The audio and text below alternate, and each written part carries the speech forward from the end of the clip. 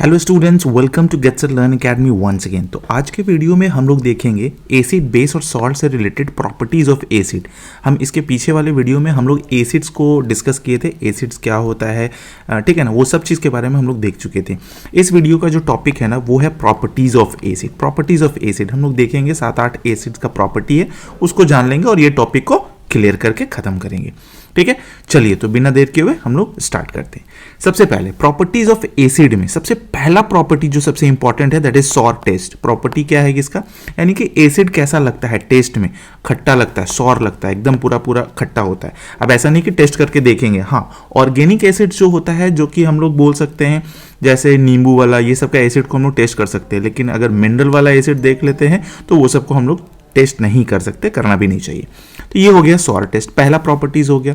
दूसरा property, acid turns blue litmus to red. Blue litmus को वो रेड में चेंज कर देता है। ठीक है, एसिड ब्लू लिटमस को रेड में चेंज कर देता है, तो ये भी हो गया।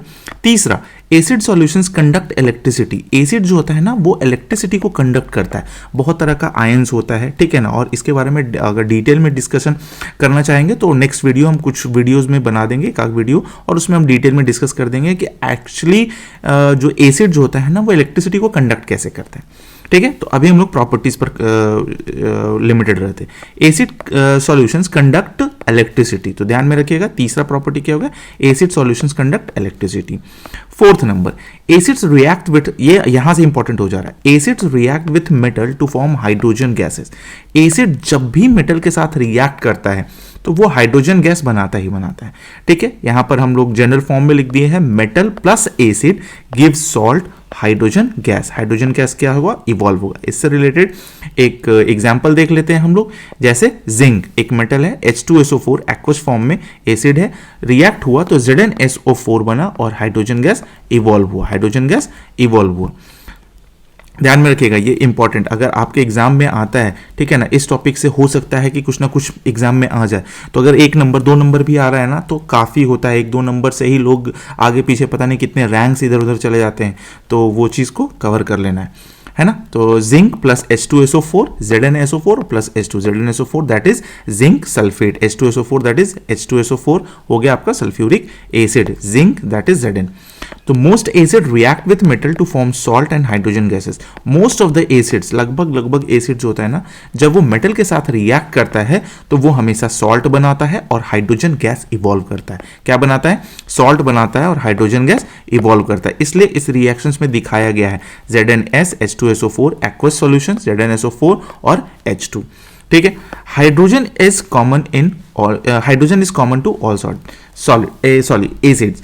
ठीक है, अब देखिए ध्यान से देखिएगा, यहां पर हम लोग क्या डिस्कस किए, most acid react with metal to form salt and hydrogen gas, यानी कि जितना भी एसिड्स है रिएक्ट करने के बाद हाइड्रोजन गैस देता है, हाइड्रोजन गैस। इसका मतलब ये हो सकता है कि हाइड्रोजन जो होता है ना वो कॉमन होता है ऑल एसिड्स में, सारे के सारे एसिड्स में क्या होते हैं ना, हाइड्रोजन कॉमन होता है। चलिए, इससे रिलेटेड एक्सपेरिमेंट है, reaction of dilute H2SO4 with zinc metal. ठीक है, ये एक्सपेरिमेंट अगर आप फिगर बना लेते तो अच्छी बात है, हो सकता है कि एक्टिविटी के बेसिस पर आपसे पूछा जाए। ठीक है, और यहाँ पर सब कुछ मेंशन किया हुआ, देखिए ये स्टैंड हो गया, टेस्ट ट्यूब हो गया, ये सब मेंशन करना जरूरी होता है अगर आप फिगर बनाते हो तो। ठीक है, डाइल्यूट सल्फ्यूरिक एसिड के अंदर क्या लिया गया है, हाइड्रोजन जिंक ग्रैनुअल्स, जिंक का टुकड़ा लिया गया और उसमें डाला गया डाइल्यूट सल्फ्यूरिक एसिड। जैसे ही डाला गया तो यहाँ से हाइड्रोजन गैस का बबल रिलीज होना स्टार्ट हुआ। अब बबल्स रिलीज हुआ तो इसको किसी ना किसी डिलीवरी ट्यूब के थ्रू क्या कर लिए हम लोग, एक कंटेनर में जो सोप घोला हुआ था, सोप सोल्यूशन में, उसमें ले आए। अब जैसे ही सोप सोल्यूशन में आया, यहाँ से क्या हो गया, बबल्स फॉर्म होना स्टार्ट हो गया और ये बबल्स क्या हो गया, ऊपर उठना स्टार्ट हो गया।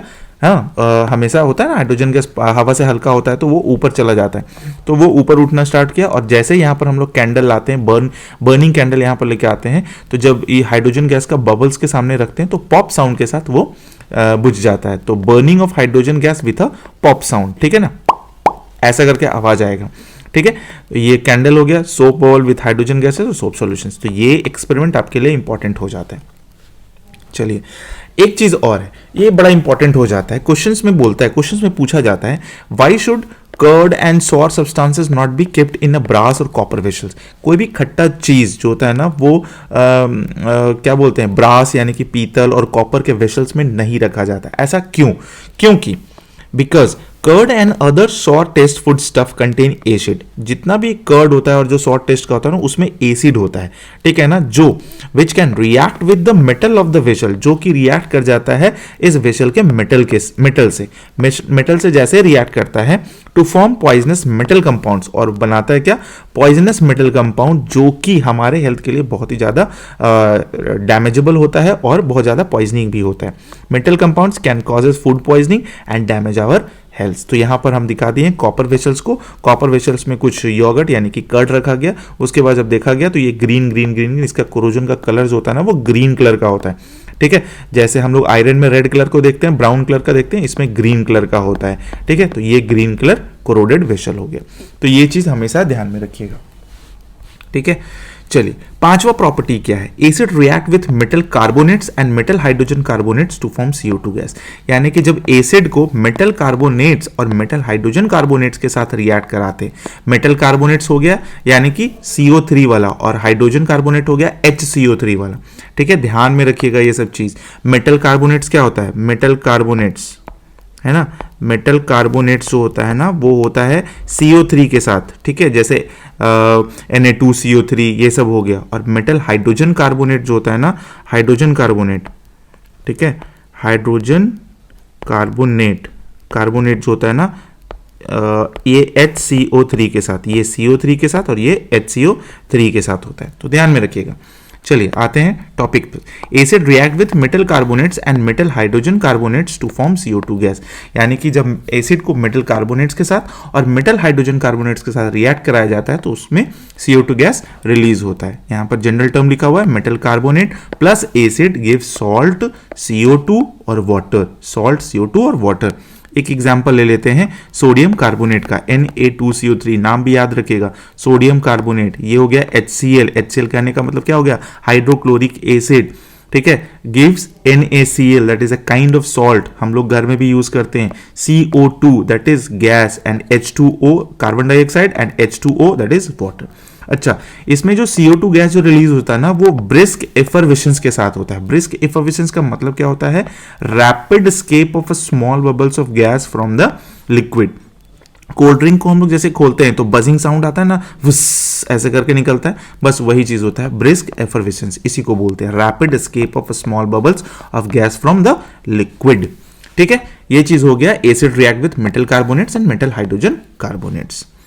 ओके, चलिए अब देख लेते हैं हाइड्रोजन कार्बोनेट्स। मेटल कार्बोनेट्स का देख लिया, मेटल हाइड्रोजन कार्बोनेट्स को भी देख लेते हैं। तो metal hydrogen carbonates plus acid give salt CO2 and water as same as previous. NaHCO3 और HCl, NaHCO3 और HCl, NaCl plus CO2 plus H2O, ठीक है। यानी कि हमको क्या मिलेगा, सॉल्ट ही मिलेगा, कार्बन डाइऑक्साइड ही मिलेगा और वाटर ही मिलेगा। वेरी वेरी इंपॉर्टेंट यहां पर एक पॉइंट लिखा हुआ है, CO2 passes through lime water. जब CO2 को लाइम वाटर में पास किया जाता है यानी कि लाइम वाटर में दिया जाता है, ठीक है, जैसे यहां पर एग्जांपल में रिएक्शंस भी लिख दिया गया है। कैल्शियम हाइड्रोक्साइड जिसको हम लोग लाइम वाटर बोलते हैं, अगर उसमें CO2 पास कराया जाता है तो क्या हो जाता है, CaCO3 एक प्रेसिपिटेट फॉर्म होता है, व्हाइट प्रेसिपिटेट जो कि बॉटम पर चला जाता है, ठीक है ना, मेक लाइम वाटर मिल्की, और जिसके वजह से पूरा का पूरा लाइम वाटर जो होता है ना वो मिल्की हो जाता है और वाटर तो रिलीज होता ही है, ठीक है। लेकिन इसके साथ और भी अगर ज्यादा मात्रा में हम लोग CO2 डाल देते हैं यानी कि व्हेन एक्सेस CO2, जब एक्सेस CO2 इसमें डालते चले जाते हैं तो मिल्कीनेस जो होता है ना, ये जो व्हाइट जो हुआ था ना मिल्कीनेस, ये पूरा का पूरा प्रेसिपिटेट क्या हो जाता है, सॉल्युबल हो जाता है और मिल्कीनेस डिसअपीयर हो जाता है। तो ये ध्यान में रखना है, अगर ज्यादा CO2 अगर डाल देते हैं तो मिल्कीनेस जो होता है ना, वो दूधियापन जो होता है ना वो डिसअपीयर हो जाता है, ठीक है। चलिए आते हैं छठा नंबर में, acid react with bases to form salt and water. जब एसिड रिएक्ट करता है किसके साथ, बेस के साथ, तो सॉल्ट एंड वाटर होता है। डेली लाइफ में बहुत ही इंपॉर्टेंट रोल देता है, ठीक है। Acid plus basis gives salt and water, ठीक है। The reactions between an acid, acid और बेस को जब मिलाएंगे तो सॉल्ट बनेगा और वाटर देगा। आगे रिएक्शंस देखेंगे, यहां पर एक पॉइंट लिखा हुआ है, the reaction between an acid and a base to form salts and water is called neutralization reaction. तो ये हमेशा आपको ध्यान में रखना होगा डेफिनेशन, कि अगर किसी भी एसिड का बेस के साथ रिएक्शन होता है और सॉल्ट और वाटर का फॉर्मेशन होता है तो इस रिएक्शन को हम लोग क्या बोलते हैं, न्यूट्रलाइजेशन रिएक्शन, ठीक है, एग्जाम्पल में देख लेते हैं एक reaction NaOH that is sodium hydroxide को HCl के साथ रिएक्ट कराया गया, हाइड्रोक्लोरिक एसिड, NaCl बना सोडियम क्लोराइड और H2O रिलीज हुआ, दैट इज न्यूट्रल रिएक्शन। ठीक है, सोडियम और बेस को मिलाओ, दोनों का एसिड और बेस को मिलाओ तो एसिड का जो इफेक्ट होता है ना वो खत्म हो जाता है। ठीक है, एक दूसरे को न्यूट्रलाइज करके थोड़ा सा वाटर रिलीज कर देता है और सॉल्ट बना देता है।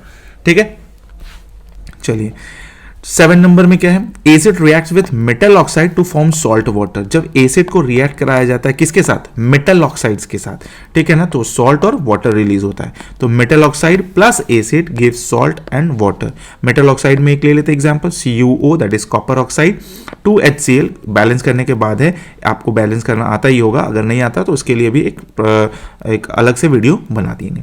HCl हाइड्रोक्लोरिक एसिड हो गया, gives CuCl2 that is copper chloride and H2O water. ठीक है, इंपॉर्टेंट यहां पर क्या है, acid also reacts with metal hydroxide. ऐसा नहीं है कि एसिड सिर्फ मेटल ऑक्साइड के साथ रिएक्ट करता है, एसिड मेटल हाइड्रोक्साइड के साथ भी रिएक्ट कर जाता है और सॉल्ट वाटर ही बनाता है, तो ध्यान में रखिएगा। चलिए यहां पर कुछ पॉइंट्स लिखा हुआ है, the reaction between an acid and a metal hydroxide is also a kind of neutralization reaction. अभी हम बात किए, यानी कि एसिड और मेटल हाइड्रोक्साइड के बीच का जो रिएक्शन होता है ना वो भी न्यूट्रलाइजेशन रिएक्शन होता है। The antacid called milk of magnesia, antacid जो होता है ना, जो मार्केट में हम लोग कभी कभी लेके खाते जब एसिडिटी हो जाता है, milk of magnesia which is use to remove indigestion caused by too much hydrochloric acid in the stomach is a metal hydroxide called magnesium hydroxide. जो एंटासिड जो हम लोग खाते हैं ना, एक्चुअली में वो मेटल हाइड्रोक्साइड होता है, यानी कि मैग्नीशियम हाइड्रोक्साइड होता है। ठीक है, जो कि जिसको हम लोग मिल्क ऑफ मैग्नीशिया भी बोल सकते हैं, और इसका यूज बहुत अच्छा होता है इनडाइजेशन को रिमूव करने में, जब पेट में, जब स्टमक में हाइड्रोक्लोरिक एसिड बहुत ज्यादा मात्रा में रिलीज हो जाता है।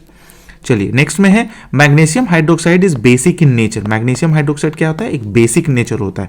ठीक है ना, ऑलरेडी पेट में एसिड है और हम लोग उसमें बेस डाल रहे हैं, तो क्या होगा, एक दूसरे को न्यूट्रलाइज कर देगा, सॉल्ट और वाटर बनाकर पेट शांत। It react with excess hydrochloric acid present in the stomach and neutralize it.